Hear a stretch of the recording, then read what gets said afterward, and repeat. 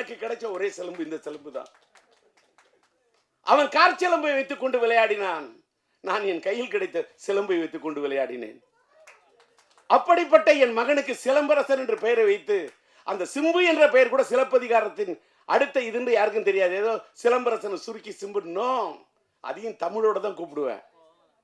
என் பையனை சிலம்புன்னு கூப்பிடக்குள்ளேயே என்னமோ அரும்பு பூக்கிற மாதிரி இருக்கும்.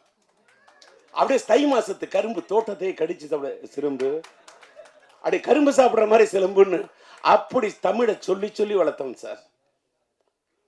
அதாவது எல்லாரும் எத்திராஜிங்க எல்லாரும் பையனை பொத்தி பொத்தி வளர்ப்பாங்க. நான் என் பையனை பொத்தி பொத்தி வளர்த்ததே இல்லை.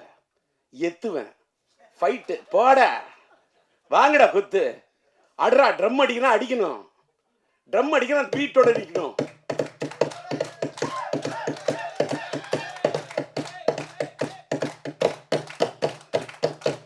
கை தட்டணும், தட்டினா வலிக்க கூடாது.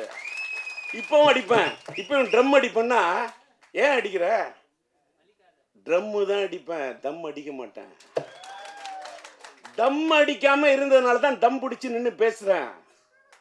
வெளியில சில யூடியூப்ல டிஆரால அவர் பேச முடியாது, அவருக்கு முடியல, அதெல்லாம் சும்மா பேசுறேன்ல, இப்பவும் பேசுறேன்ல. அன்னைக்கு பார்த்திபன் சொன்னாரு கலாட்டா.comல, சில பேர் பேசணும் மைக்கை பார்த்தா பயம் வரும், ஆனா டிஆர் பார்த்தா மைக்குக்கே பயம் வரும்னாரு.